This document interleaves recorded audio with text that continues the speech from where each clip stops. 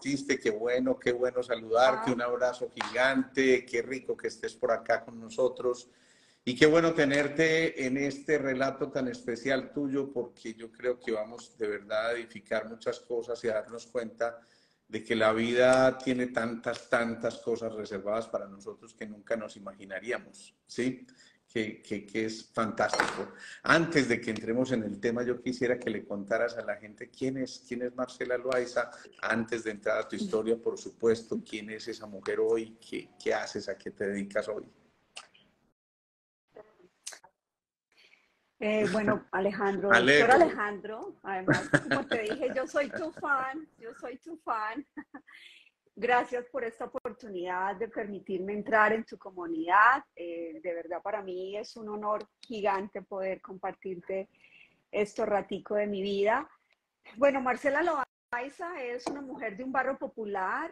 Vengo de un barrio muy humilde, de una familia muy humilde de Pereira, Colombia, de una madre, de una mujer divorciada que prácticamente sacó adelante a 3 hijos, limpiando casas, trabajando de mesera en cafeterías, una mujer con mucha dignidad, trató de sacarnos adelante y pues por cosas de la vida fui madre soltera a los 16 años.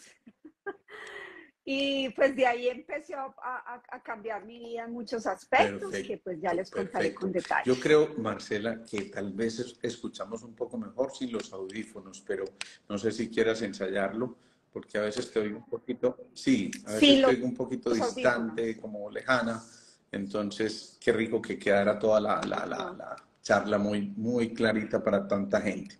Bueno, les cuento que yo tuve la fortuna de conocer recientemente a Marcela a través de una de esas consultas virtuales y de verdad me impactó tanto su historia, me conmovió tanto su historia que yo dije, Marcela, ¿te atreves a contar esto en público?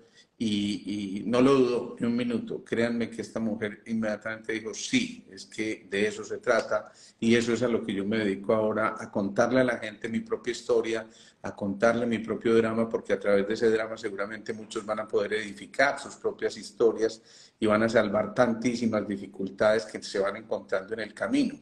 Así que Marcela empieza por contarme a mí, pues obviamente sus datos de su historia clínica personal, donde les cuento que entre otras cosas todo lo que vamos a decir aquí me lo autoriza a decir Marcela porque entiende que de eso se trata, pues de que precisamente hablemos sin tapujos y claramente porque eso es lo que mucha gente hoy necesita escuchar para a lo mejor no repetir una historia tan compleja como estas y simplemente evitarse todo ese camino que ella siguió. Entonces, ya nos contaba, no debe ser al azar que Marcela es hija de esa madre soltera y que ella después repite su historia en su propia vida, pero además había una cosa que a mí me pareció muy significativa y es que en un momento en que Marcela, digamos que tuvo esa intención de conocer un poco más de su historia, saber quién era su padre, pues realmente su madre empezó a desconectarse y empezó a tener una demencia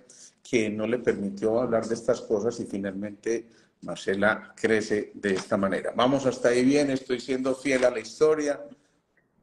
Bueno, y entonces Súper aquí viene bien. una cosa muy importante y es que desde los 5 años Marcela es sometida por el padrastro a esos vejámenes de abusos sexuales y de, digamos que cosas muy indebidas hasta, yo creo que fue como hasta hacia los 8 años tal vez, ¿cierto?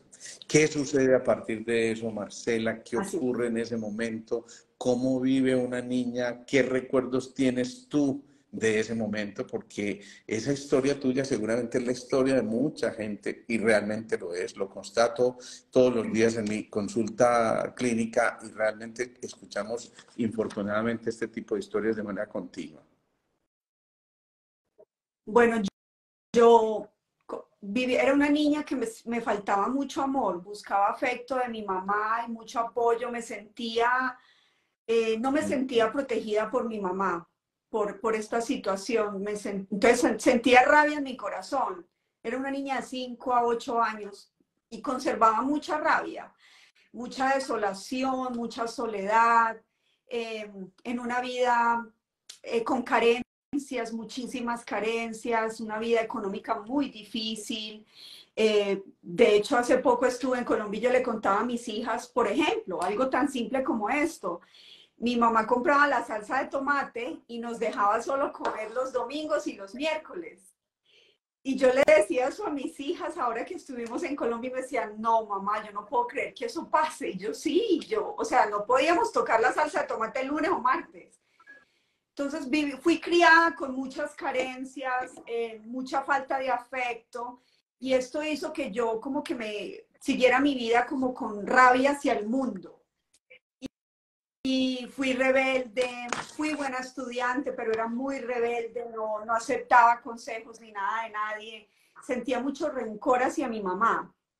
Y pues lamentablemente me embaracé a los 16 años, muy irresponsable, pero pues nunca pensé en el aborto, siempre estuve claro que quería tener mi hija, pues en el momento que quedé embarazada, mi novio no me apoyó, y a partir de ahí es donde empiezo a vivir cosas muy fuertes como madre soltera, tenía 2 trabajos, mi hija nació enferma, tenía problemas de asma porque nació a los 8 meses, entonces tenía muchos problemas respiratorios, sus pulmones no se habían desarrollado completamente. Y pues esto me llevó a trabajar duro y a madurar a la carrera porque ya era madre y ya tenía que seguir A ver, con mi nueva hay vida y una mis cosa que a nuevas mí me llama mucho obligaciones. la atención, Marcela, y es que tu hija nace con esos problemas respiratorios y eso de entrada a uno le hace pensar que muy seguramente tu embarazo, y no es extraño que así fuera, pues por la historia que nos estás contando, pues hubiera heredado esa tristeza de su mamá y recordemos que la tristeza es la emoción propia del pulmón. Entonces no es de extrañarse, miren cómo uno desde el vientre ya está llegando con muchas cosas que se viven alrededor y que si esa tristeza no es superada de manera adecuada, entonces no te vas a encontrar con tu serenidad, con tu calma, sino que te vas a quedar allí anclada a un proceso, pero que tu hija también se impregna y empezamos a darnos cuenta de que no es tan simple como una cosa genética, sino que también hay emociones que se viven, hay emociones que se heredan, hay emociones que se cargan y hay vivencias que quedan registradas en esos seres que llegan, digamos que víctimas de ese tipo de situaciones complejas que le tocó vivir a Marcela. Y entonces Marcela elige ser madre soltera porque dijo, bueno, a pesar de todas las circunstancias, sacó la berraquera de adentro. Esta mujer, en ese tiempo estabas en Pereira, ¿cierto? Estabas en Pereira. Sí, estaba en Pereira, era del barrio Cuba, un barrio Ok. súper Y en popular de ese momento Pereira. entonces tú dices, nada, vamos para adelante porque aquí el amor por tu hija pudo más y definitivamente a pesar de las dificultades, a pesar del entorno en el que vivías tan complejo, tú dices, yo voy a respetar la vida de este ser humano que vino a habitar en mí y decides seguir avanzando. Pero empieza todo ese Así. proceso tan complejo de vida donde pues obviamente ese mismo cariño que tienes por tu hija, el verla enferma, te ayuda o te lleva más bien a pensar que tienes que buscar una manera de conseguir tus recursos y que es necesario empezar a soñar con que puedas darle una vida distinta a esa hija. Hasta que a los 21 años ocurre esto que Marcela nos cuenta enseguida. Bueno, cuando tenía 21 años, la niña tenía como casi 4 añitos y la niña tuvo un ataque de asma y entró a cuidados intensivos. Yo trabajaba en esa época en Almacenes La 14, que creo que ya no existen en Colombia, creo que ya no están, pero era mercaderista para una empresa que se llama L'Oreal, que en esa época el laboratorio era Bristol Myers Squibb, y trabajaba con ellos y los fines de semana en una discoteca. Y en esta discoteca se me acercó un hombre y me dijo que yo bailaba muy bien y que me iba a ayudar a ser bailarina y a llevarme por el mundo. Yo me monté en ese castillo fantasioso en segundos, porque es que, y lo digo en mis conferencias, como cuando tú estás mal con un problema y tú le intentas contar algo a alguien, a nadie le importa tu vida. Y cuando alguien quiere saber de ti, pues tú le cuentas todo, te desahogas. Y fue exactamente lo que hice con este tratante, la persona que me hizo esta propuesta.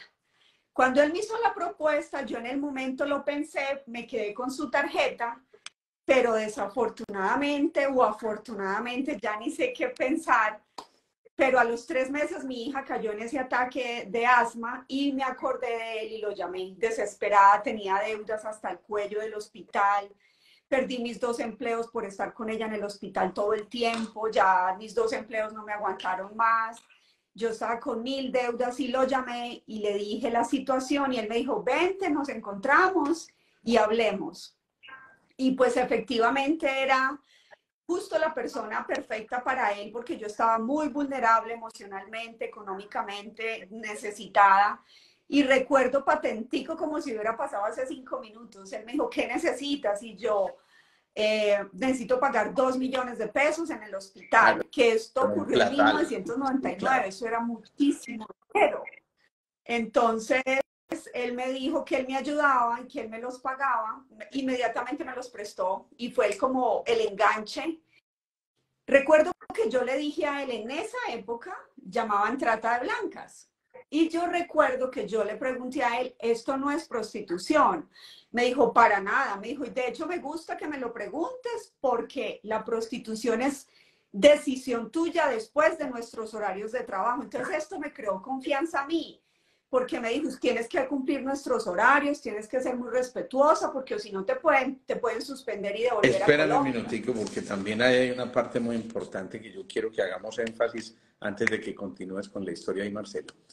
Hay mucha gente, muchos jóvenes ahora que quieren, digamos que llevar una vida ligera, sin muchas complicaciones, sin tener que estudiar mucho, sin tener que sacrificarse mucho, además porque ven el espejismo hoy de las webcam y de todas estas cosas que representan entradas significativas desde el punto de vista económico, pero que obviamente no dimensionan ese proceso en el que se están metiendo y que seguramente va a llevar a que haya consecuencias muy complejas. ¿Qué hace que una chica de tu edad en ese momento primero se meta a su discoteca a mostrar sus dotes de bailarina, pero además, ¿qué hace que permanezcas ahí? Esa fuerza por querer proteger a tu niña, por tener tus ingresos necesarios. ¿Y qué encuentras tú en ese ambiente de la discoteca que yo creo que no es muy distinto a lo que se encuentra hoy, infortunadamente, en muchos de estos sitios donde se están preparando y cocinando tantas cosas que ya van a ver qué van a ocurrir? Uh-huh.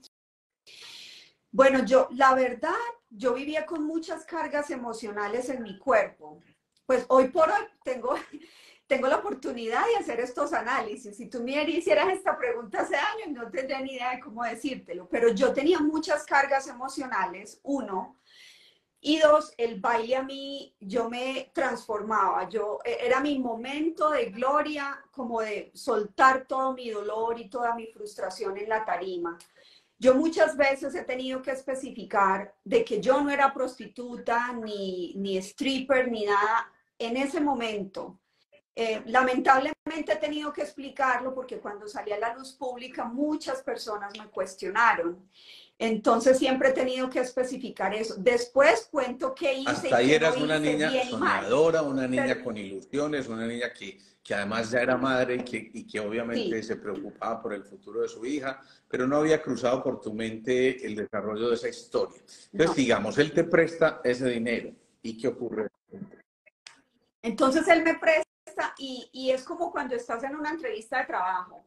Entonces me acuerdo que él me dijo varias cosas y empezó el poder de manipulación, que eso es lo que cuento siempre en las conferencias a los muchachos. Uno, él me dijo, mira Marcela, yo te presto el dinero y vamos a sacarte el pasaporte y te voy a mandar unas fotos y ya me van a decir la audición en qué país es. Porque él nunca me especificó el país, ni el lugar, ni deuda, ni contrato, nada. Solo sé que él me prestó el dinero y que me iba a ayudar. Luego me dijo, yo te aconsejo que no le cuentes a tus amigas porque a lo mejor viene una más bonita que tú, con más talento que tú, y pues le doy la oportunidad a ella. Entonces yo, mire, yo hago lo que usted me diga, pero no me quite esa oportunidad, mientras empieza ese poder de manipulación y de ansias porque uno cumplir ese sueño. Luego me dijo, no le digas a tu mamá, porque si le cuentas a tu mamá, ella te va a hacer arrepentir y tú ya tienes una deuda conmigo. Entonces empezó ahí la manipulación y en menos de 8 días me dijo, yo te llamo en más o menos 3, 4 días, no le cuentes a nadie y le dices a tu mamá que vas para Bogotá a buscar trabajo para pagar las deudas y ya. Y pues como tampoco tenía una relación muy buena con mi mamá por toda la situación, pues tampoco había como ese lazo tan fuerte, ya se había roto ese lazo entre ella y yo por haber sido madre soltera también. Entonces, digamos que fui la persona perfecta para él manipular. Y efectivamente a los 5 días me llamó y me dijo, ¿no le dijiste nada a nadie? Y yo no. Me dijo, ok, te recojo mañana a las 5 de la mañana. Hasta ahí yo no sabía para dónde iba. Nada, solo sabía que me iba del país. Pero ahí empieza mi vida a cambiar y empiezo a sentir cosas extrañas en mi corazón. Porque empiezo a caminar en mi casa. Yo hoy por hoy lo digo como si me fuera a morir. Y hoy por hoy entiendo porque esa niña que se montó en ese avión jamás volvió a ser igual. Yo caminé por mi casa en silencio, me despedí de mi madre, de mi hija, cogí la pijama de mi hija y se la puse por casi 2 semanas y me la llevé sucia. El día antes le quité esa pijama y la empaqué en mi maleta y me la llevé para llevarme su olor. Y a las 5 de la mañana miré toda mi casa, mis hermanos en silencio y me fui con él. Él me llevó al aeropuerto, viajamos Pereira a Bogotá y en Bogotá me entregó un pasaporte, me entregó, que para mí eso es muy impactante porque yo ni siquiera, y lo cuento mucho de una manera ya jocosa en mis conferencias, o sea, yo ni siquiera había montado en Expreso Bolivariano, entonces para mí montar en un Es avión, yo que, decía, no, yo ya es estaba que en un claro, castillo encuentran una niña fantasioso. relativamente inocente, sin mucha mundo, sin mucha cosa, con tantas carencias. Entre otras cosas, hago también aquí un paréntesis, porque es algo que ocurre con mucha frecuencia. Infortunadamente también esa historia del abuso en la infancia, el manoseo y todo lo demás, es muy frecuente que los padres no crean la historia, porque es que ese tío, ¿cómo va a ser capaz de hacer esto? O ese vecino, o ese invitado tan especial, jamás. Y entonces, por supuesto, las niñas se mueren de la vergüenza, no se atreven a contar y cuando se atreven por fin, no les creen, lo que incrementa y definitivamente genera toda esta angustia y todo ese dolor. Está diciendo aquí Anita, desde Uruguay, que te está diciendo, eres una mujer muy valiente, porque es que no de otra forma uno se atrevería a contar esto al aire y a que lo escuchen tantísimas personas, pero yo sé que detrás de eso hay un propósito muy bello, muy noble de tu parte después de haber vivido lo que vivamos. Sigamos en esa historia, que es que ahí vienen las cosas bien complejas, ¿no? Sí, entonces en Bogotá le dije yo, ¿para dónde viajo? Y me dijo, viajas a Japón. Y yo le dije, Japón, y eso no es muy lejos, eso es al otro lado del mundo. Y me dijo, sí, pero allá es donde te van a hacer la audiencia y porque posiblemente te quedes allá, pero pues luego viajarás a Estados Unidos, ya que es tu sueño, porque yo decía, mi sueño es americano y yo quiero irme a ser famosa, ser bailarina, estar en Hollywood, ser amiga de Angelina Jolie, de Brad Pitt. O sea, él notó mi ansia de hambre, de dinero, de fama, de lujos, de salir de algo tan simple como era la pobreza en la que yo vivía. Pues me monté en ese avión con muchas sensaciones, con una sensación de dolor por dejar a mi hija y a mi madre y a mis 2 hermanos, pero esa sensación de ilusión de conocer, de comerme el mundo, una nueva vida, de bailar, de ser famosa, de llegar. Yo ya me visualizaba llegando con casa, con carro, sacando a mi mamá de trabajar. Yo tenía un mundo fantasioso. Pues me monté en ese avión y al llegar a Tokio, viajé Pereira, Bogotá, Bogotá, Ámsterdam, Ámsterdam, Tokio, y al llegar a Tokio me encontré 2 hombres con mi foto que en sus rostros yo vi lo que me esperaba. Ahí en ese instante yo sentí algo en mi alma, en mi corazón, como yo, y tuve algo muy curioso que lo cuento.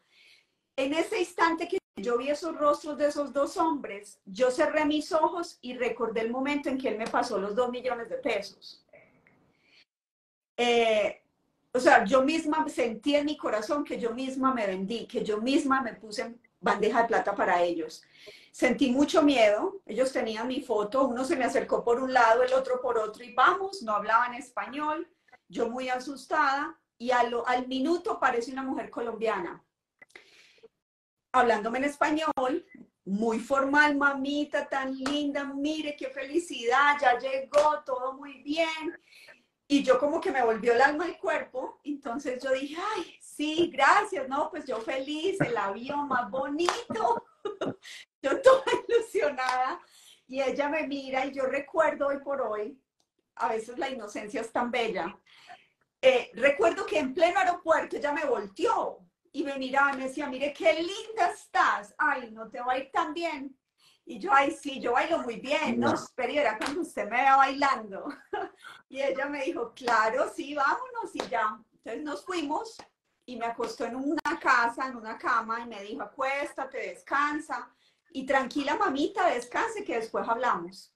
Y siempre cuento esto: a veces cuando uno está, a veces en un hotel, en un viaje, donde un tío, un familiar, y uno se acuesta a dormir, uno a veces se le olvida dónde amanece, como por segundos, uno como que se desorienta. Yo estaba profunda, y lo único que sentí fue patadas en mis piernas. Y esas patadas, ella me decía, lo digo con todo el mayor de los respetos, pero a veces me parece que es tan importante que la gente sepa las humillaciones a las que tiene que vivir un ser humano que vive la Claro. explotación sexual laboral. Empezó a darme patadas y me decía, perra, levántate, que aquí no viniste a dormir, aquí viniste a trabajar para mí. Era la misma mujer, pero ya un monstruo completo. Yo muy asustada le dije que por qué me trataba así, que por qué me humillaba, que yo, además como yo era altanerita y contestona, yo le contesté, ay, vea, usted deje de tratarme así, que yo le voy a pagar a usted su plata. Yo voy a bailar mucho. Y ella me dijo, sí, mamita, usted va a bailar, pero con los hombres en la cama. Entonces ahí me dio ese impacto, me sorprendió muchísimo. Entonces yo empecé a llorar, me quebré y le dije que por qué me hacía eso. Y ella me dijo que la única que se ha creído ese cuento era yo, pero que yo tenía que trabajar para ella, y me quitó mi pasaporte y me dijo, este pasaporte es mío, usted es mía, y de aquí en adelante va a hacer lo que yo diga. Entonces yo le dije, mire, puede que yo no hable japonés, puede que yo no hable inglés, pero me hago entender con la policía, porque yo era muy altanera. Entonces ella cogió el celular y me lo entrega así, y me dice, sí, ah, de verdad, ah, bueno, entonces tenga, llámelos, puede que la entiendan, puede que la rescaten, puede que la deporten, pero no le garantizo que No. llegue al entierro de su hija. Wow. Y ya, ahí me derrumbó. Y a partir de ahí empecé a vivir unas amenazas fuertes todo el tiempo, constantes, sobre mi mamá, mis hermanos, mi hija, todo el tiempo. Trabajé 18 meses en Japón, todas las modalidades de explotación sexual, calles, teatros, omisés.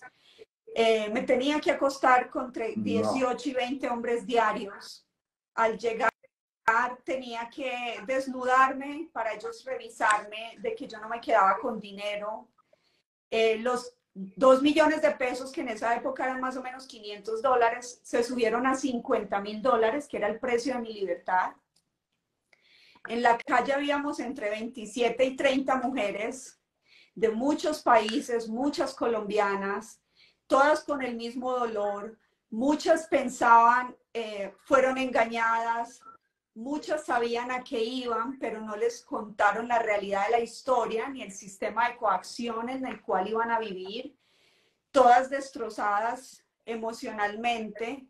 Viví cosas muy fuertes, vi cómo asesinaron a una de mis compañeras frente a mí, fui golpeada, viví muchas cosas, pero las que yo viví físicas no me Claro, duelen tanto como lo que vi, a lo que le hacían a claro. mis Y cuando compañeras. estás viviendo todo eso y se te cruzan todas esas emociones que por supuesto no quiero ni imaginarme todos los momentos tan complejos que viviste, ¿qué te mantenía fuerte? ¿Qué te mantenía con esa ilusión de seguir? Hay un libro muy especial que se llama El hombre en búsqueda de sentido, de Viktor Frankl, donde él narra cómo en los campos de concentración la única forma que él vio para sobresalir a pesar de todo ese semejante drama fue precisamente tener un motivo, tener un sentido, un propósito de vida. ¿Qué ocurre en alguien que está en un momento determinado completamente dominada por esta gente, obviamente poderosa, obviamente integrante de una mafia completa que se acerca a ti y que en un momento determinado tú dices, bueno, aquí es que yo ya no puedo actuar por mí misma porque por supuesto no puedo luchar contra todo este sistema y seguramente ya te sientes en el hueco más profundo del mundo entero, pero ¿qué ocurre? ¿Qué te mantiene? ¿Qué te genera todavía la posibilidad de decir, yo quiero y necesito seguir con vida? Dos cosas, el olor de mi hija y la foto de mi hija. Esa pijamita, que yo lo cuento en mi libro, esa pijamita, ese olor, ya casi no tenía más olor, pero yo soñaba todos los días de mi vida regresar y abrazar a mi hija y a mi mamá. Pero irónicamente, cuando regresé fue todo lo contrario. Pero en este proceso yo siempre solo imaginaba ver la sonrisa de mi hija, escuchar a mi hija, hablar con mi familia, ver a mi mamá. Y hay algo muy curioso, Alejandro. Yo vengo de una familia muy humilde, mi mamá me daba mucho arroz con huevo. Y yo le decía, ay, otra vez arroz con huevo. Y hoy por hoy le pido perdón a mi mamá. Y muchas veces le pedí perdón cuando la traje a pasear acá a Estados Unidos. Yo le decía, ay, mami, ¿quiere arroz con huevo? Y yo, mami, perdóname. Y en Japón solo moría por ver el arroz con huevo de mi mamá. Cuando yo estaba en la escuela, mi mamá me exigía, pues todas las mamás, que nos bajemos la falda debajo de la rodilla en el colegio. Y yo cerraba la puerta y me la subía. Yo hoy por hoy entiendo y soy una privilegiada de todo lo que viví, cada proceso y cada segundo lo entendí. Porque ella me decía, respete que si usted se sube la falda no la van a respetar, me decía mi mamá.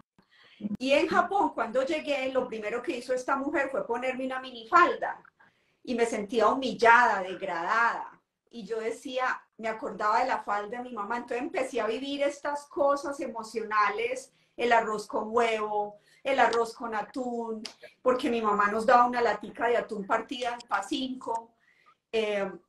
Entonces empiezo a vivir estas necesidades donde solo comía huevo tibio y atún, porque yo odiaba la comida japonesa y emocionalmente nunca me adapté a su cultura, su olor, su estilo. Ellos son aberrantes, los japoneses tienen una forma muy aberrante de vivir la vida y sexual pues ni hablar.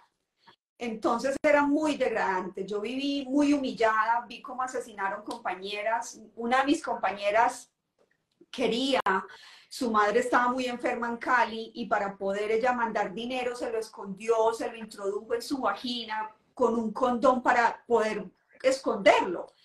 Y en el momento de la requisa abre sus piernas y se le cae y le queman sus genitales con cigarrillo.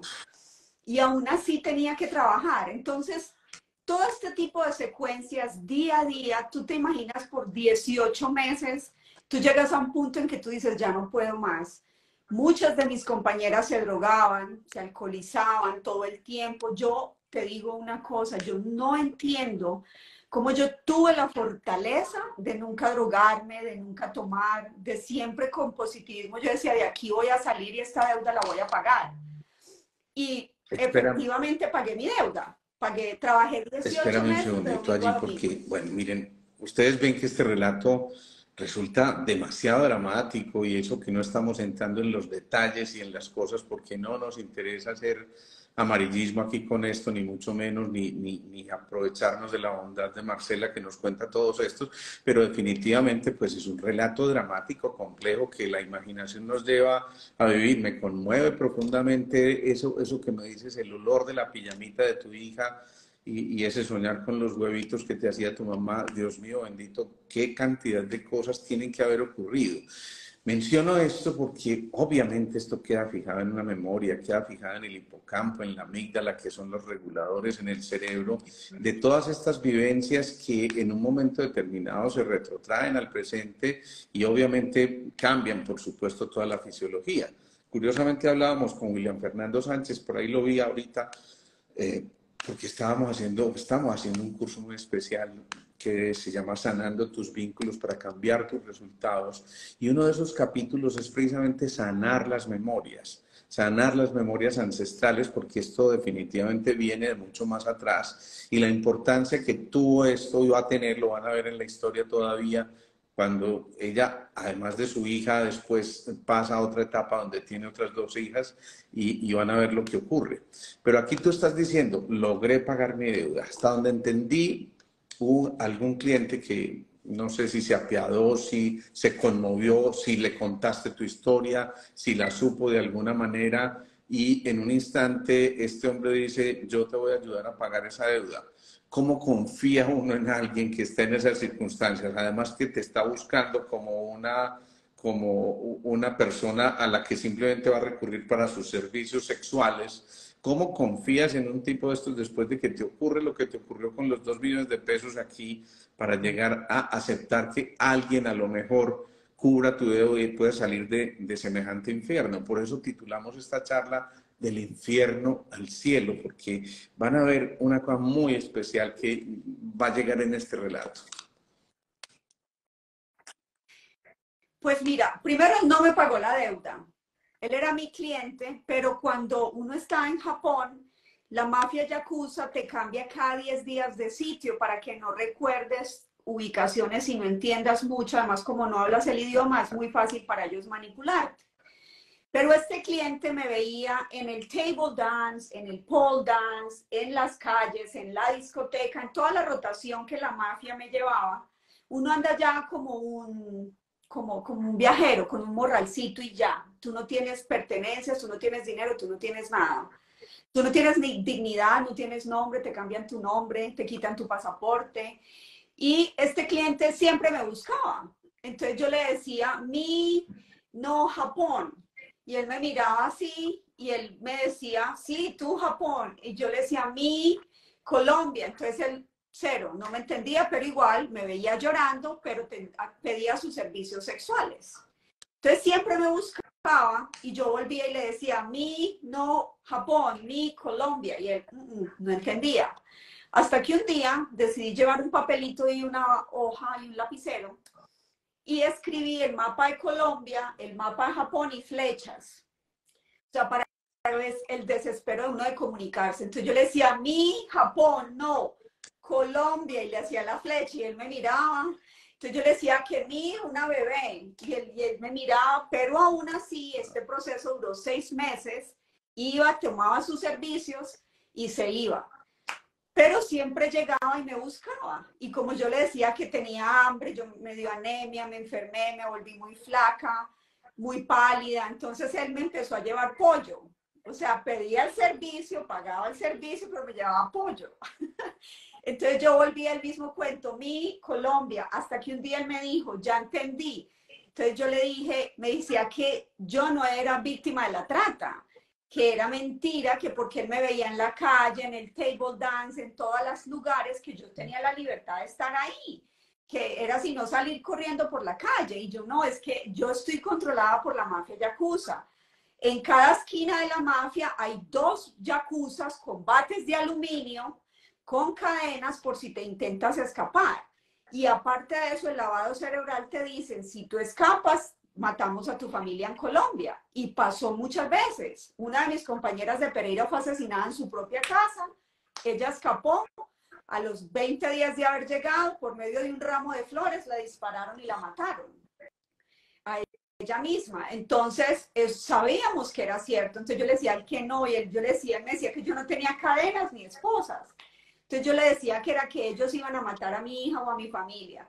Hasta que logré convencerlo, pagué mi deuda y faltando una semana de mi última cuota, él me dijo, te voy a ayudar a escapar, te voy a ir por medio de un McDonald's, una chaqueta con peluca negra, porque a todas nos pintan de rubio para poder diferenciar las mujeres de la calle de las japonesas, poder controlarnos.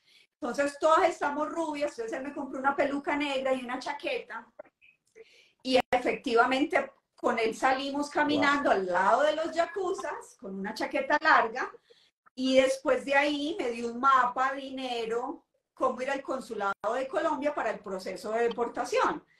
Yo te digo, yo corrí, yo siempre he dicho en mis conferencias, corrí como si hubiera sido una maratón me lo hubiera ganado.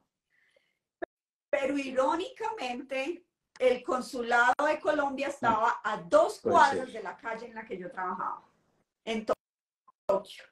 Entonces, cuando yo llegué al consulado, yo recuerdo que yo llegué gritando y yo gritaba en la ventana y yo vi la bandera de Colombia y yo decía, ayúdenme que soy prostituta. O sea, yo ya tenía mi cerebro completamente lavado, yo no me veía como víctima, yo me sentía una prostituta y recuerdo que les dije, ayúdenme que soy colombiana y soy prostituta. Y en ese momento me entraron y recuerdo patentico que el cónsul salió por los gritos y yo lo vi con cara japonesa y empecé a atacarlo porque tenía un delirio de persecución en ese instante, un ataque de delirio de persecución.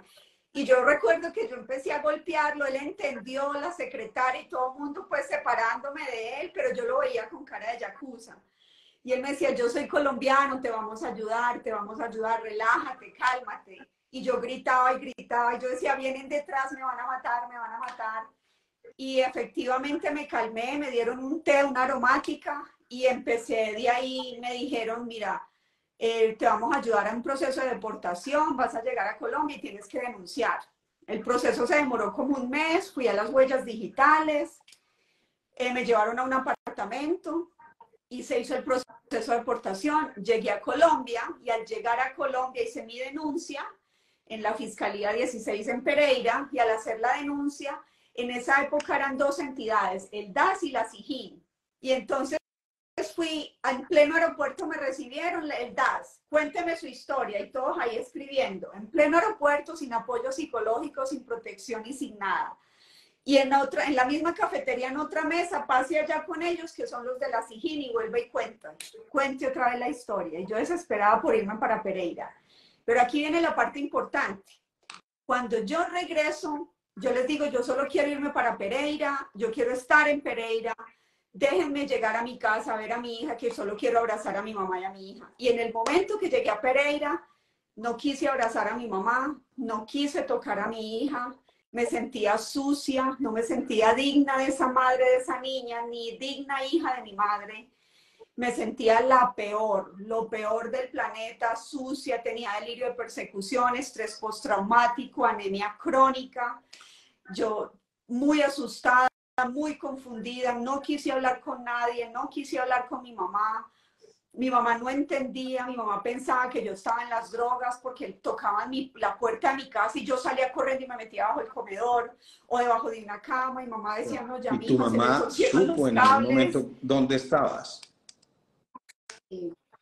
Yo una oportunidad la pude llamar de Japón y le conté, pero cuando yo le conté a mi mamá, ella me dijo, yo te enseñé a trabajar dignamente, yo toda la vida te enseñé a tener un trabajo digno, no Dios a mío. vender tu cuerpo y me Bueno, colgó mira, yo he por el hecho desconocimiento. muchos lives, sabes que los hemos hecho.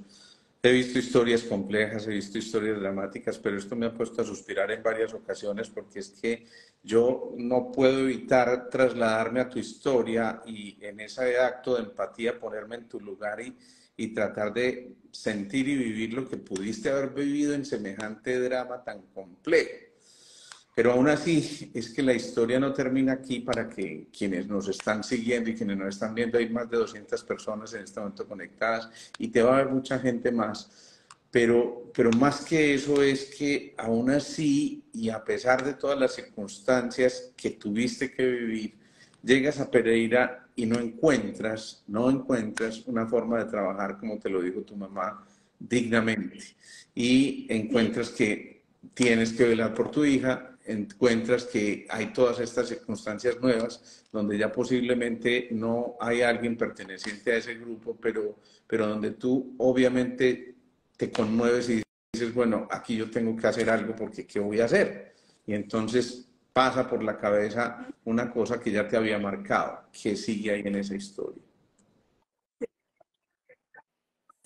entonces, al estar yo ya en Pereira, al ver que no encontraba trabajo, que tenía que reaccionar y hacer algo para sacar adelante mi familia, mi hija, me fui a una iglesia odiando a Dios, odiando al mundo, odiando al sistema, odiaba a los políticos, odiaba el sistema judicial, porque mi caso desapareció. 6 meses después fui a investigar por mi historia y ya no estaba en el sistema. el mismo fiscal que me atendió y escuchó mi caso me miraba como loco. Wow. Me decía, yo nunca te he visto en mi vida. Tu caso no existe, ese folio no existe. Entonces todo el mundo, y yo decía, yo llegué a un punto en que yo dije, de verdad, yo estoy loca.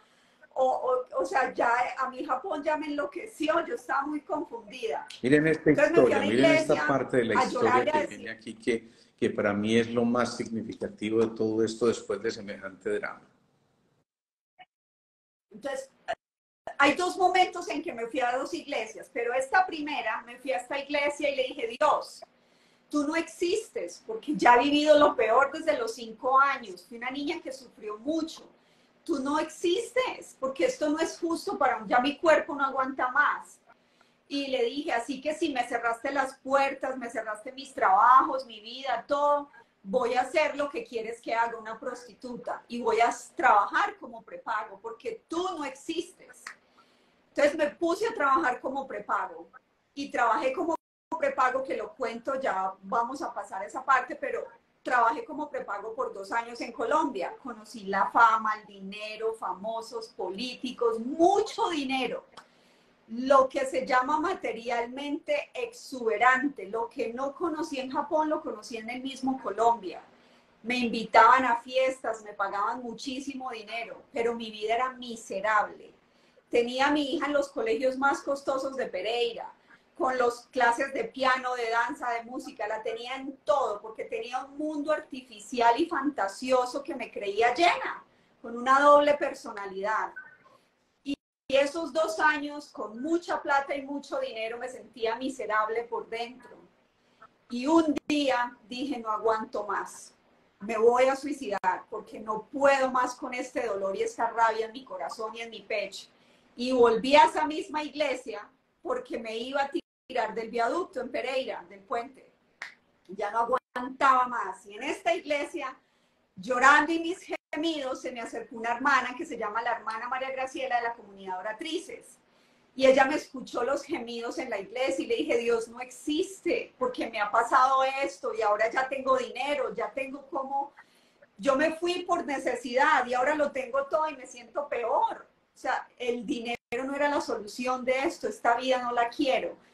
Y ella me dijo, ¿por qué me cuentas eso? ¿Por qué? Dime por qué piensas así. Le dije, yo estuve en Japón, viví esto. Y esa monjita, después de 2 años de haber llegado, me cambió el chip. O sea, pasé por entrevistas con judiciales, con oficinas, con del gobierno, del Estado, y nadie le importó protegerme o cuidarme, hasta esa monjita. Y ella me miró y me dijo, hija, eres víctima de la trata de blancas. Lo único que estás haciendo es reincidir porque no has tenido un apoyo psicológico. Cuando te sanes, mi amor, vas a salir de esa vida. Y yo me quedé pensando y yo le dije, ¿cómo me va a ayudar usted? Y me dijo, yo le voy a ayudar. Pero tienes que ser persistente. Y aquí es donde empieza mi vida a cambiar. Mi hija del colegio más costoso en Pereira se fue al colegio de Oratrices con uniformes regalados, zapatillas regaladas. Me puse a vender perfumes, puse un café internet, me puse a vender libros, que en esa época se llamaba editorial de libros, algo que era una comunidad de libros que si vendían libros por El círculo de enciclopedias te lectores, ganabas ¿no? comisión. Círculo de lectores, eso se me ha olvidado. Y todos esos trabajos que quería ser correctos, nada, todavía estoy reportada en Data Crédito en Colombia, nadie me pagó, vendí perfumes por catálogo, o sea, toda la persistencia de cambiar, parecía que el universo no quisiera. Y yo decía, no puede ser, no puede ser. Todo el dinero que recogí ya se me había acabado. Mi hija en ese colegio con todo regalado, zapatillas regaladas, que la hermana me ayudó. Y empecé mis terapias psicológicas. Tuve terapias psicológicas por 3 años consecutivos, pero me iba en bus.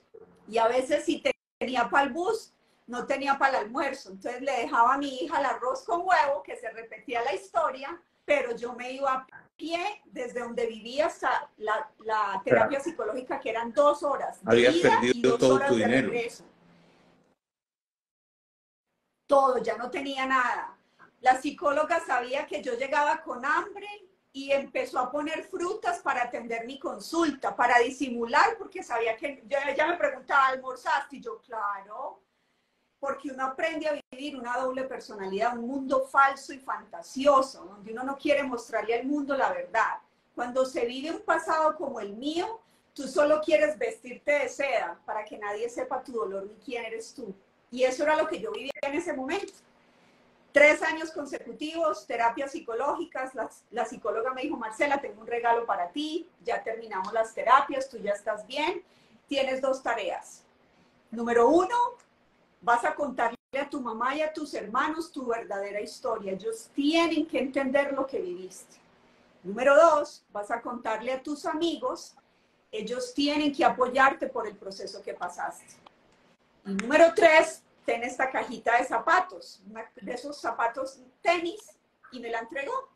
Yo abrí la caja y le dije, ¿qué es esto? Cuando yo empecé mis terapias psicológicas, yo no era capaz de hablar. Yo lloraba y lloraba y lloraba todo el tiempo.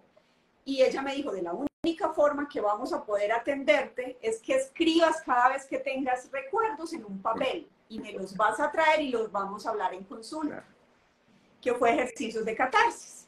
Efectivamente, así, y al final ella me entregó esa caja de zapatos con todas esas notas. Y ella me dijo, Marcela, con estas notas vas a escribir un libro y vas a cambiar vidas. Y yo recuerdo que llorando le dije, yo jamás voy a contarle al mundo que fui prostituta. La psicóloga llorando me dijo, por favor no digas esa palabra, que tú eres una mujer de respeto. No me digas eso, porque perdí 3 años de mi vida si a hoy tú me estás diciendo esto todavía. Y yo me llevé la caja de zapatos y me fui. Y mi vida a partir de ese momento empezó a cambiar. Y pasaron cosas que aquí, a mí me pasa algo muy curioso. Yo no me emociono con lo que viví duro, pero aquí es donde me empiezo a emocionar.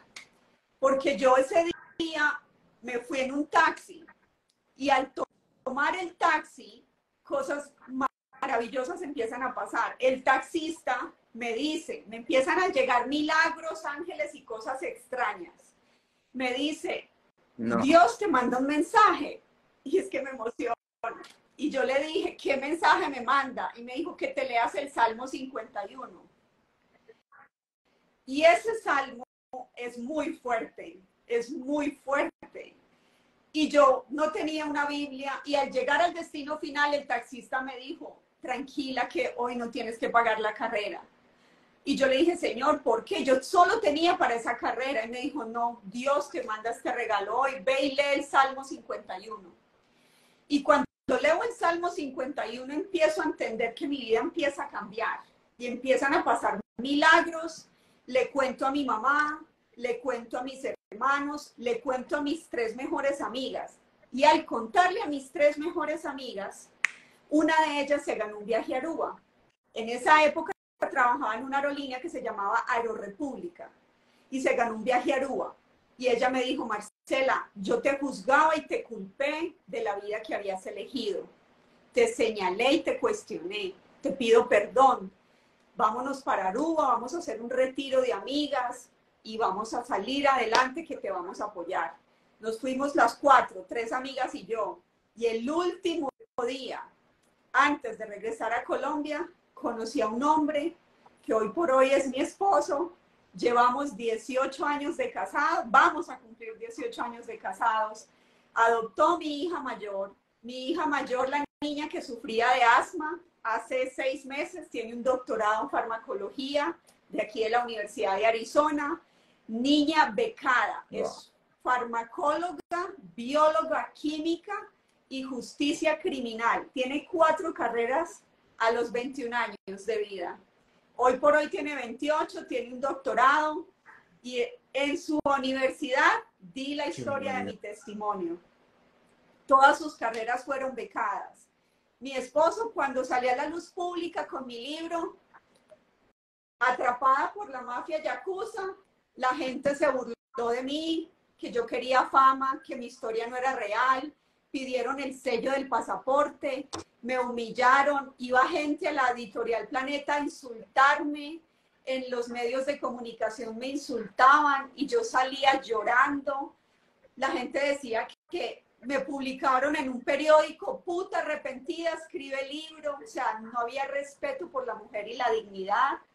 Cuando salí en la yo no me acordaba de muchas cosas por los nervios, porque era mi primer momento en un medio de comunicación, porque yo gagué, que era una historia mentira, que era falsa, o sea, unas cosas tan sorprendentes, y hoy por hoy le digo a Dios y le digo a todos ustedes, y esta frase siempre la llevo en mis conferencias: no me duelen los actos de la gente mala, me duele la indiferencia de la gente buena. Martin Luther King Jr.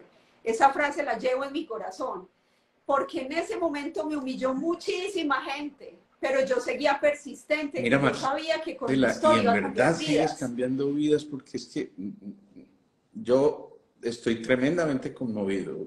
Te digo que se me han chocolateado los ojos varias veces en esta entrevista, que pocas veces me ocurre porque trato de guardar mi compostura donde me toca, pero es que aquí estamos hablando de las fibras más íntimas de un ser humano. Mira tantas bellezas de mensajes que la gente te dice y que te admiran y reconocen tu valentía. Y es que a mí me parece que es que ocurren muchos milagros en esta historia. Primero la hermana Graciela, que te conmueve y te cambia el chip, que eso, qué Y que maravilla. todavía además somos amigas. Hace poco estuvimos en una conferencia donde la invité, porque para mí ella es mi ángel y ella no se lo digo a Segundo, todo el mundo esa siempre. mujer psicóloga que se atreve a llevarte de la mano y además que simbólicamente te pone esos tenis, como quien dice, es hora de cambiar de zapatos ya, es hora de empezar a hacer otra cosa. Exacto. Además por tu valentía, porque yo no me imagino si en este momento todavía se cruza el temor de que al contar esta historia sientas el temor de que alguien no debe escucharla o no sé, pero te atreviste a publicar un libro que ya le abrió la puerta a mucha gente a entender todo este proceso. Así que son tan íntimas. Y este es el segundo, que el segundo dice lo que fui, lo que Qué soy. maravilla. Perdón, te interrumpo. Porque en el primer libro cuento mi relato, pero muchas mujeres me escribían a mi página y me decían que yo cómo logré sacar este dolor, que cómo logré salir adelante. Y por eso nació este No. libro, Lo que fui, lo que soy. Porque muchos me dijeron que si yo salía a la luz pública, ningún hombre se iba a fijar en mí, que si yo salía a la luz pública, mi hija jamás me iba a perdonar, que si yo salía a la luz pública, iba a hacer burlas del mundo entero. Y sí que lo fui, pero es para enseñarle a la sociedad que no podemos vivir cuestionando ni señalando la vida de los demás y que Claro. solo tomemos las cosas buenas. Porque tenemos que Hay una cuestionar cosa y que yo no puedo señalar a pasar todo el por alto, tiempo. Marcela. No lo hemos mencionado mucho, pero llega un hombre a tu vida, un ser que te conoce en Aruba, en las circunstancias que te conoce Tú lo bien, conociste y además. además que este hombre se enamora de ti, este hombre empieza a tratarte con la dignidad que nadie te había tratado. Este hombre empieza a intercambiar mensajes contigo, porque esto fue un amor a distancia, entiendo 2 años por lo menos, donde ni siquiera te pidió la más Sí, mínima así muestra fue. de sexo ni de nada de esas cosas, sino que en verdad te quiso por lo que eras y él es esa persona que hoy te acompaña y que parece un valiente igual que tú, pero además un ser de un corazón que yo creo que no le cabe en el cuerpo y un ser que de alguna forma también tiene, entre comillas, la culpa de que tú nos estés contando esta historia hoy. Pero mi pregunta, después de todo esto, cuando alguien que escucha tu historia se enamora de ti a pesar y sobrepasa todas esas dificultades, ¿cómo haces tú? Porque evidentemente hoy se trata de una mujer renovada, lo que fui y lo que soy. Esa mujer, ¿cómo hace después de semejante historia tan dura para elaborar el perdón? Ayer yo lo decía grabando una de estas charlas, que cuando uno perdona, en realidad no perdona al otro, sino que se está perdonando a sí mismo, porque está encontrando esos ecos y la vida le devuelve a uno estas cosas.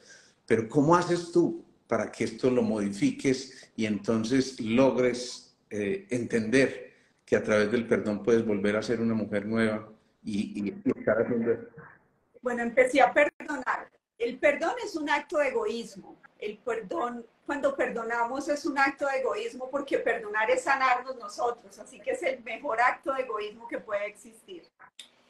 Perdoné a mi padrastro con amor puro, porque entendí que era un ser que actuó con estado de inconsciencia. Perdoné a mi mamá por no haber creído en mis palabras y escuchado a esa niña inocente que solo quería el abrazo de una mamá. la perdoné, aunque jamás me pidió perdón. Mi padrastro jamás me pidió perdón. Las personas que me hicieron daño jamás me pidieron perdón. El padre de mi hija que me abandonó jamás me pidió perdón. Pero yo los perdoné a uno en mi proceso. Pero ¿qué cambió mi vida? Que cuando yo terminé mis terapias psicológicas, que yo escribí mi libro, esto, creer en mi historia, abrazarla y entenderla, me hizo cambiar la vida. Y ahí empecé a entender de que la vida es más que una historia y de que fui elegida por este camino para marcar la diferencia. De que yo he dado conferencias en más de 30 países. Si todos mi esposo se burla de mí porque él me dice, usted ha ido a más países que yo, usted ha ido a la Casa Blanca, usted ha ido a todo y yo aquí. Y yo, eso le pasa por cuidar las niñas. Pero mi esposo me dice, usted tenía que hacer esto y este proceso. Y él me apoyó. Y yo voy a donde vaya y a mí me hace feliz. Yo termino una conferencia y me volví sensible en el olfato, en la vista. Miro, sé quién necesita mi consejo, sé quién está buscando saber esa historia. Llámalo milagro, llámalo arrogancia, qué sé yo, pero algo en mi corazón me lleva a personas que siempre necesitan escuchar esta historia. ¿Te acuerdas que tú me preguntaste hace un rato, me dijiste, Marcela, te pregunto nuevamente, con todo respeto, ¿podemos hablar de ti? ¿Qué te dije yo? El principio y el final, de lo que quieras, sin límites. Y eso obviamente lo hice nuevamente antes de empezar este live, porque yo decía, bueno, es que yo quiero contar la historia, pero no tengo derecho a vulnerar nada que Marcela no me permita, y no me puso absolutamente ninguna condición y ustedes ven que no lo hace. Antes de terminar, porque fíjate, se nos va el tiempo en un momento escuchando una historia tan especial como esta, yo los invito a que pongamos ese numeral te honro, mientras yo le hago esta última pregunta a Marce hoy, porque me parece muy bonito. ¿Cómo haces tú luego para explicarle a 3 niñas, a 3 hijas, que son hoy tu retoño, tu motorcito, que son esas mujercitas que han logrado lo que han logrado después de haber vivido y venido de esta historia? ¿Cómo hiciste tú para ponerlas en contexto de esto, contarles sin ningún tipo de tapujo lo que había ocurrido en tu historia? ¿Y cómo fue la recepción de ellas de todo esto? Bueno, mi hija tenía 11 años cuando la senté con mi esposo y les di la noticia de que tenía ofertas para publicar mi libro. Y cuando yo me senté con mi esposo y mi hija y le dije, mi amor, ¿te acuerdas de mi historia, de todo lo que viví en Japón? Me dijo, ¿quién se le va a olvidar esa historia? Y yo le dije, yo escribí un libro y hay 2 editoriales interesadas en publicarlo. Entonces yo cogí mi libro, que además lo cuento muy jocosamente, porque yo mi libro lo escribí en un cuaderno así típico Mariela del barrio. En un cuaderno lo escribí y luego lo pasé a un Word y en un computador, pero yo mi libro lo escribí en un cuaderno. Y le dije a mi esposo, este libro es mi pasado, pero tú eres mi presente. Si tú no quieres que hable de este pasado, ya este libro va a quedar en esa chimenea. Pero si tú me apoyas, lo quiero sacar a la luz. Y se lo dije a mi hija. Y mi hija me contestó, ¿qué quieres hacer? ¿Por qué lo quieres hacer, mamá? De 11 años. Y le dije, quiero contar mi historia para que mujeres no caigan en lo que yo caí. Para que las jovencitas entiendan que perder la dignidad no vale la pena. De que yo viví el pantano, viví los lujos y lo material, pero es igual de denigrante. Por abuso y por decisión propia, es lo mismo, es la denigración de la mujer, es igual. Y mi hija me dijo, te apoyo, mamá, y mi esposo también. Y los detalles, ella tradujo mi libro a inglés. Increíble. Y a mis otras 2 hijas me ven como una heroína, todas tres, de hecho la mayor mucho más, porque vio todo mi proceso de evolución, desde lo peor hasta lo que hoy soy.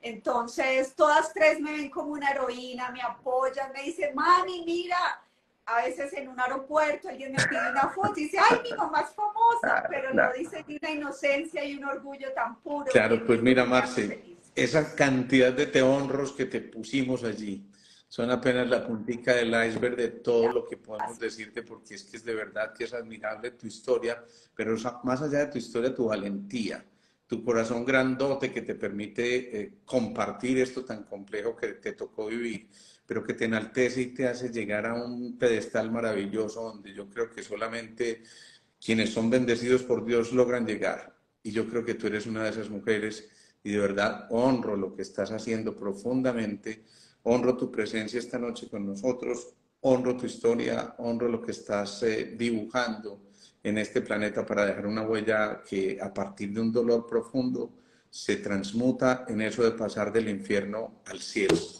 Gracias, gracias, gracias infinitas por tu historia, gracias por compartirla de todo corazón. Obviamente te voy a poner allí como colaboradora porque yo creo que este tipo de historias deberían escucharlas muchas, muchas, muchas más personas y les pido a todos los que estuvieron allí, ayúdenme a compartir esto porque lo vamos a montar también en el canal de YouTube. Más allá de un seguidor más, Claro que ustedes saben que eso no es lo que nos mueve. Más allá de eso, lo que nos mueve es que esto edifique y que realmente estas historias de vida, estos momentos de presencia divina, como lo están escribiendo aquí, en realidad yo creo que nos están mostrando un camino, un sendero completamente distinto, en el que todos tenemos que ser partícipes y en el que yo creo que todos tenemos que ser multiplicadores para que estas historias no se repitan, para que estas historias sean aprovechadas por tanta gente que escucha esto. yo quiero agregar de que siempre, siempre hay una luz al final del túnel, de que no nos encerremos, de que creemos de que nuestra historia es la peor y que no hay solución, dejemos de creer en eso, eso está en nuestras creencias, en nuestra mente.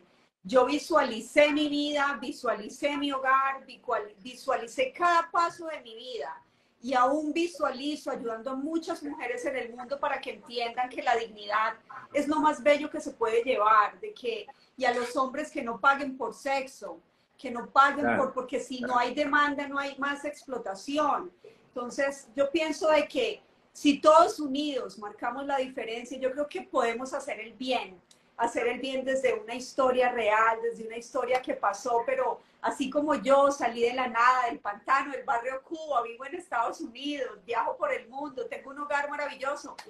Miren, la vida perfecta sí existe y solo está en que la tengas en tu mente. Los amo y gracias por esta infinitamente oportunidad. agradecidos de verdad. Un abrazote gigante, quiebra costillas y todo esto porque de verdad te lo mereces y en serio, de nuevo, nuestro infinito reconocimiento. Y a todos ustedes, muchas gracias por haber estado, muchas gracias por compartir esta historia. Nos vemos. Chao, chao.